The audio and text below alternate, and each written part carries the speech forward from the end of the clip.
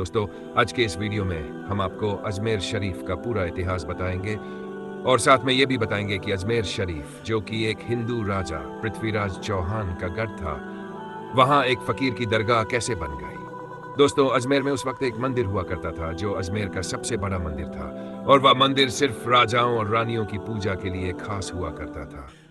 मंदिर के साथ ही एक तालाब था जिसका नाम अना सागर था। हिंदू उस तालाब के पानी को बहुत ही बरकत वाला और पवित्र समझते थे। उनका मानना था कि जो इस तालाब में नहा ले उसके सारे पाप धुल जाते हैं। उस मंदिर में रात को इतने ज्यादा दिए जलाए जाते थे कि सिर्फ एक ही रात में 3.5 मन तेल उन दियों में इस्तेमाल होता था। आसपास के गांव और देहात मंदिर के नाम थे और इन देहातों की आमदनी मंदिर पर खर्च होती थी। मंदिर में हजारों नौकर थे जिनका काम आने वाले लोगों की सेवा और देखरेख करना था। वे ये भी बताया करते थे कि कौन सा भगवान बेटे देता है, कौन सा देवता सेहत और तंदुरुस्ती देता है और किस मूर्ति की पूजा करने से दौलत बढ़ती है। हजरत ख्वाजा मोइनुद्दीन चिश्ती रहमतुल्लाह अलैह वहां आए और अना सागर की कुछ दूरी पर चटाई बिछाकर अपने मुरीदों के साथ बैठ गए। असर का वक्त था, लिहाजा ख्वाजा साहब ने हजरत कुतुबुद्दीन बख्तियार काकीर रहमतुल्लाह अलैह से अजान देने को कहा।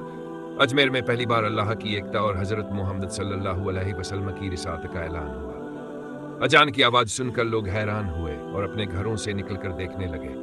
ख्वाजा गरीब नवाज और उनके मुरीदों ने अना सागर के पानी से वजू किया और नमाज पढ़ने लगे। हिंदू हैरान रहे कि ये लोग मंदिर के भगवानों को छोड़कर किसके आगे झुक रहे हैं। राजा के ऊंट जो दिन में चरने गए थे वहीं आकर बैठने लगे। चरवाहों ने फकीरों को वहां से हटने को कहा, लेकिन ख्वाजा साहब ने कहा, इतना मैदान खाली पड़ा है, ऊंट कहीं और बैठ जाएंगे। जब चरवाहे बदतमीजी पर उतर आए तो ख्वाजा साहब ने कहा, चलो अब यहां ऊंट ही बैठेंगे। सुबह हुई तो ऊंट उठ नहीं पा रहे थे। राजा तक खबर पहुंची। ख्वाजा साहब ने कहा, जिसके हुक्म से ऊंट बैठे थे उसी के हुक्म से उठेंगे। ऊंट उठ गए।